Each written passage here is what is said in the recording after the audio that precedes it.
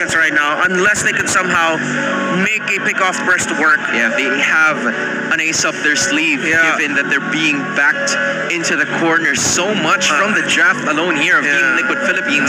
Team Falcons is going to need something here. Although a silver lining, I would say, would be the Uranus of Tlph staying alive. There you go. The Bane when I give the word. and the Khalid. All right. And then right away, right away they just knew that they wanted to pick the Granger no matter what Falcons decided to go for here.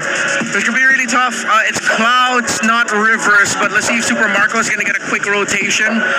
Turtle 1 or Turtle 2 to join in, and then Falcons will build the lead through there, because if Falcons are not proactive, the Falcons are looking to play defensive and counter-punish, the Liquid will stampede over the Falcons and advance to the next round of the playoffs. Tlph says that the stampede is inevitable, but the wings of the Falcons are still flying for the third time around. An annoying hero for Tlph, comfort for Tlph that landed them into this point of the competition. Will this be it, or will we see something else from the greener side of things? Here are your casters, Nice and Leo. Take it away. The Falcons' wings might be clipped. Can they gain a flight and get a game under their belt to extend the series here, or will Team Liquid Philippines stampede all over the dreams of Team Falcons? We're going to find out. We jump to Landon once again, everybody. I'm Nice and this is Leo to bring you Game 3 of this best of 5.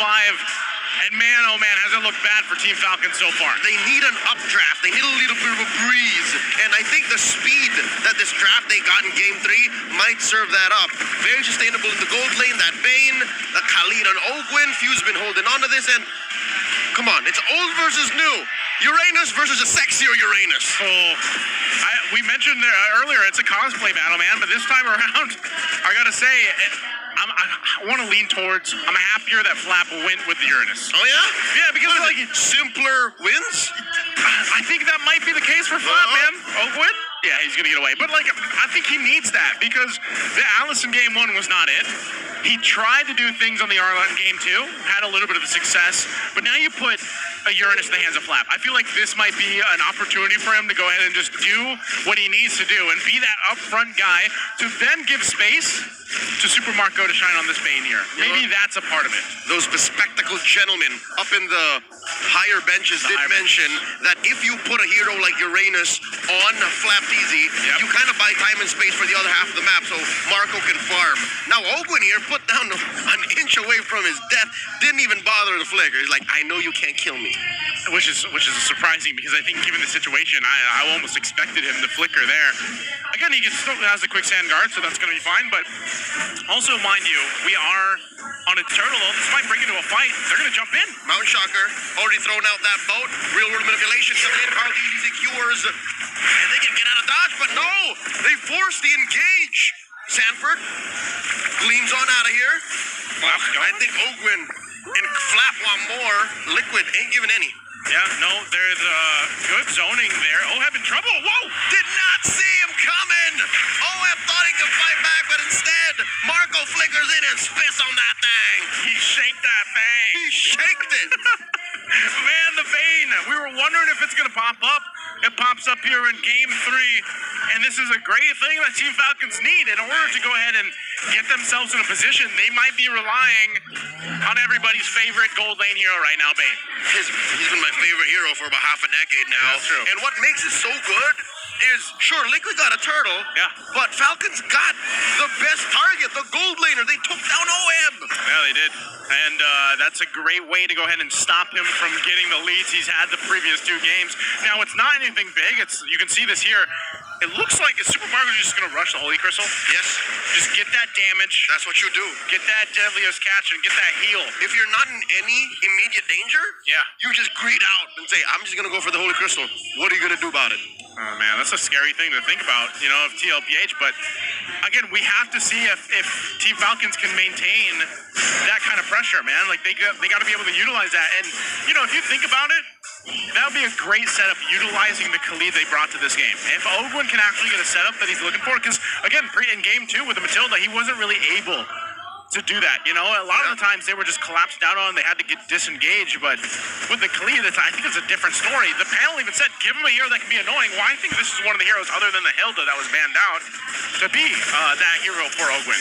All right, Few catches Carl easy on him. Goes up and takes a disguise. But Carl ain't having any of it. Takes a few shots away, not just from the turret, but from the Mount Shocker. Kyle takes him down. And JP does try to bring out the extraction point, but it's too little too late. There's no jungler for Liquid coming in the second turtle. Well, they take down Ogwin. Liquid with a vengeance. Oh, I was just going to say that's a great opportunity for them to take this turtle, but now that Ogwin's gone down, they're just going to wait for Carl to be back here. Yep, here he comes. Via the flying cloud as OM gets popped by Marco once more. Wow, that doesn't feel good. You know, that's Super Marco's eaten well this game. At least for that, they're still going to go ahead and contest this turtle. They don't want it to go in the hands of Carl Tlph, but he does just grab it easily. Sanford will flicker on out. Oh, disengage. There's a glorious pathway. JP and the rest of Liquid can actually choose the fight that they're going to pick, but he gets trapped between 4 members of Falcons. How about some roast horse, everybody? Yep. JP goes down. Right now, Team Falcons in a better position than throughout the entire of the series. Yes, it's not a major lead or anything like that, but they're sitting good. I would say even again, this pressure they've been putting in the gold lane at Super Marco now. Whoa! Goodbye, Sanford. Oh, hold on. Real manipulation trying to punish Flap. They do get him, but I'll tell you now, that's still a good trade for Falcons. They also get that turret, so great play on the macro sense of things here. I'm not sure if O's going to go for Oheb. If he dies here again, that's going to be crucial for Tlph. They're going to have to help Oheb get back into this game. Traction pole's used up, but it's just JP that gets grabbed into it. See, that's the thing. It's difficult for Liquid to put Oheb in a spot where he can farm freely and safely. There's so much going for him. A chubby old crab man with a cannon for an arm. You have a Korean legit historical figure going around who can see the map. That's what's missing, I think. Vision.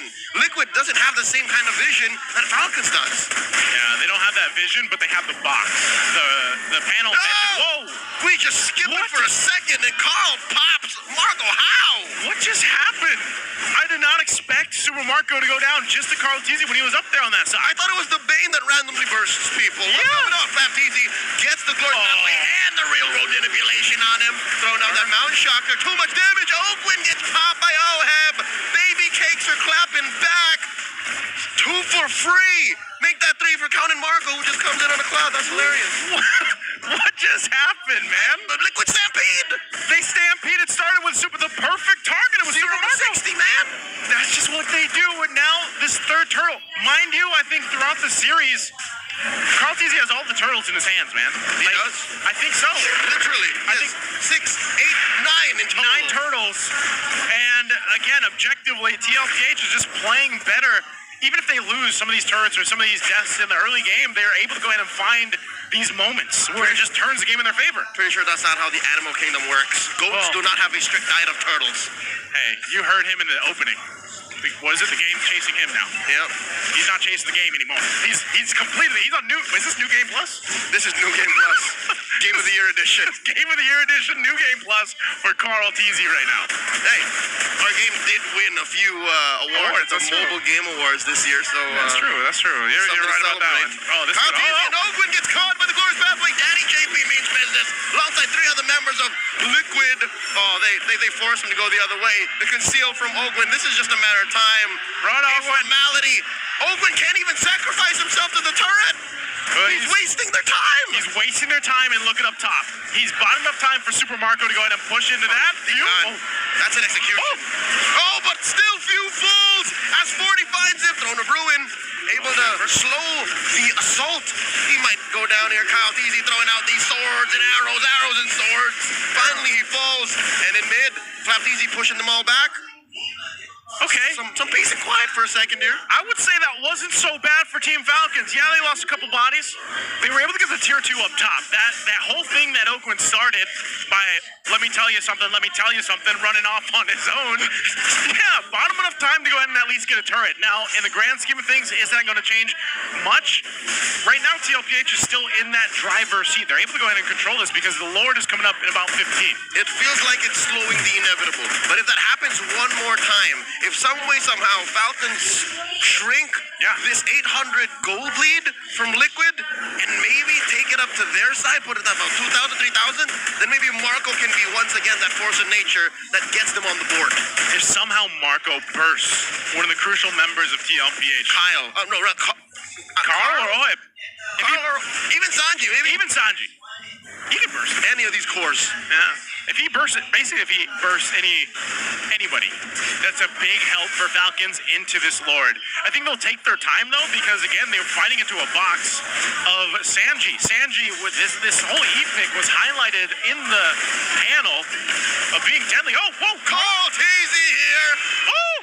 Tango with death against 2. And now Oheb barely alive. Mount Shocker, they know how low he is. They see him. Sanford throwing him rolling, but it's not enough to stop Falcons from taking him down. Few falls, no trades for Liquid, and it's just a free pickoff. Liquid overextended. Man, a whole lot was thrown there. Owen is on that side. I don't know if they're going to start the Lord off of that. It was only Sanford that goes down. He'll be up in 12. And remember, this is Flying Clouds. So we can join in this fight, but it looks like they're going to try to at least blitz it a little bit. Oh, no. TLPH is back for this fight. They want to wait for Sanford to be up. They drop down the pathway. Lord is very low. Kyle Deasy secures, and the arena goes wild. Kyle gets popped by Carl. Carl Deasy looking to survive, and he will. But only for a second more. An amazing sandstorm by Oakland, plus a deadly catch by Marco. And now it's just Sanford left. 40's holding on against 3 members of Falcons. This is nigh impossible to win. But he's going to take Super Marco, but he won't. As Marco spits on that thing, it's a wipeout. It's a wipeout that Team Falcons needed. And my God, what a raging sandstorm from Owen to set that thing up and capitalize on what Team Falcons did. Falcons used Carl Teasy's anger and vengeance and forced him to overextend, equal to the rest of Liquid overextending, and then they caught him with that old combo. They got him, man, and you're seeing it. This is the switch. This is the draft. And I'm talking about the gust of wind that these Team Falcons needed here. It's a step in the right direction. It's not going to win them the game just yet unless somehow they're able to get the right targets down. This Lord is making its way towards the base of TLPH. And they're going to try to hold it here. They drop down the glorious pathway. But where do they go? Deadliest Catch drop down 2. They're going to clear out that Lord. Takes a couple hits on the turrets, but they maintain the top and mid turret. It's damage control mode for Liquid. As for the first time in this whole series, 3 games in, they are down 3,000 gold, and they're staring down Falcons push across all 3 lanes. I'll tell you now, Joseph, looking at a Bane on the opposite side, looking at it at 6-1 and 2, it's not a good feeling. It's not, man. It's scary. Especially when he's waddling in front of you, man. And if you get to see him on a cloud, even more so, is it devastating. Crabs aren't supposed to be that high up in the sky. That's how God meant him to go. I've been asking for this since the regular season. I wish we had a Bane cam. Oh my God. You know? Dude, Sky Piercer on the Bane. I wonder how many stacks he has. Are we able to check how many stacks the main has? Minimum 4. Minimum 4. Minimum 4. Dude, he's got and he just got the wings. So he's even faster now. And shielded. A little more sustainable. As if the single click on the ale wasn't enough. Yeah, he's a little more chunky now, I'd say. You know, this is tummy. Yeah, this is, I don't know. Oh, passive push up top 2. All right, Liquid answers back. All right, what can TLPH do here? I mean, as much as I gotta say it's looking a little dicey for TLPH, you can't count them out. Just like we were saying that in the previous game with Team Falcons. This kind of lineup, you even saw how tanky Sanford can be on the Alice. But I think even to an extent, they just got caught in a bad team fight position. Oheb has struggled, and I think this is the sentiment here with are gold laners right now. You know, the typical heroes that we usually see, they're having a really hard time in the current meta. Yeah, I think what you could call that whole situation where they got wiped out is a string of bad decisions. Yeah. And hard punishes from Falcons. That means if Liquid answers half of that equation with better decisions going into the late game, then they should be fine. They only really have to worry about Falcons' positioning, Falcons' propensity to go for that 2 ult combo, which is so devastating. Liquid got caught from out of nowhere with that. They got clocked. They got gassed immediately. So if Liquid can see that, then they should be fine. Easier said than done, obviously, because Falcons has better vision overall. I think Ogwin's trying to do exactly what he did before. He's going to be spotted out there by Sanford, though. Yep, stuffed out. Are they going to just go ahead and stop them? They're going to go for this lure, though. It's for the taking. Traction Pulse zoning out Liquid. Sanji Falls didn't even get the use of most of that real-world manipulation. Sanford comes in, taking down Marco. A huge shutdown for the Apex Predator. He's still alive, but just barely as Kyle takes him out. Oh, 2 no. for 1 to trade. Ogwin once again to the back line, taking down Oheb. But the Filipino sniper survives. In comes Carl Teasy. Suddenly, Falcons are so chunky, even a Lancelot can't put a dent on him. Ooh, that could have gone way worse. Zola, if Oheb went down too, but man, Sanji deleted in that fight. They lost a ton of damage on the profile here for Tlph. And for Team Falcons, they're walking in with this next Lord toward the base. More than just damage, I think it's the utility. It's the box that Sanji provides that was so important for Falcons to find and to neutralize. Oh my God, Carl Teasy put down 1/8 of his health. That was scary. Yeah, he's got to go back, heal up there, dealing with this Lord. They do have the waves cleared out, though, so they'll be able to clear out the Lord. They lost another base turret. They're trying to hold on to this bottom one. They'll post up around it, and they should be able to maintain this last base turret unless Team Falcons decides to do something, and they won't. This is not how Stallions are meant to live. This is not their natural habitat. A closed-off space, just inside your base where Falcons cordon off, where you're allowed to roam. They need free range. They need a lot of land mass. And Liquid are denied that. Falcons are up 5,000 gold. I'll tell you now, worse than the amount of gold is, again, the lack of vision and effective space to move around. That's why Ogwin is capable of finding Oheb so easily. Yeah, like I said, this is a tough game for Oheb. You know, you can see he's got some items, but he's not going to have any stacks, or literally no stacks at all in the Sky Piercer, but also He owes stacks. yeah, and he doesn't have the defensive items he needs either to withstand that. He's literally relying on his dash and the flicker. But that's the thing. Would you build a defensive item In on this a case? Granger? In this case, yeah, because you're still lacking damage. Is there... All right, this is rhetoric, but is there enough damage on Carl Deasy to scare Falcons? I tell you now, no. He's been puncturing through dudes for the better part of the past 5 minutes to no effect. And that's what I'm saying, man. It's hold on, Stanford, okay. That is the Mountain Shocker and the Traction Pulse already. Okay, so Liquid standing their ground, forced out 2 ults. They forced out 2 ults. I think if you look at this too, again, this is one of those situations where TLPH is in that position where we need those items, and by that I mean especially on Sanford and especially on JP to go ahead and tank up a lot of what's being thrown at them. But even so, if they have those items, it's also protecting Oheb. A Super Marco can appear from anywhere. So Oheb, the problem, like, put yourself in Oheb's shoes. He's got to keep his head literally on a swivel, man, like 360. He's got to look for Ogwin and Super Marco. They can appear from anywhere. He needs more than a third eye. He needs a 4th, a 5th, a 6th. Yeah. There's so many things coming at him, and he's the only real reliable source of damage. Because Carl Deasy has to think of the retribution too. See, a lot of these wipeouts, they happen pre or post Lord, because they come from that moment, that singular need. I mean, if you really think about it too, Leo, like, even Sanji, if he sets up the RWM, he's like a sitting target. Like, he might be, like, he's not getting the full use out of his RWM in a lot of these fights. Not in the last Lord. Mountain Shocker coming in. Kyle Teasy sees all of them. Oh, look at Ogwin posting up. Oh, I don't know if Oheb knows. Do they get information here? Sanji and Oheb both there. Ogwin goes to the back. Glorious pathway dropped in. Kyle Teasy secures it. Look at the back. Ogwin totally misses as Oheb dashes on out. Sanford taken out. Oh, they survive. Oh, and in comes Marco. Carl Teasy. Oheb and JP retreat. Marco! For the price of the Lord. This is not worth it. Super Marco's waited all series for this, and he finally gets it. On the Bane, they'll clear out the Lord, and they're ready to go for Carl Teasy tries to delay it. And it's just delaying the inevitable.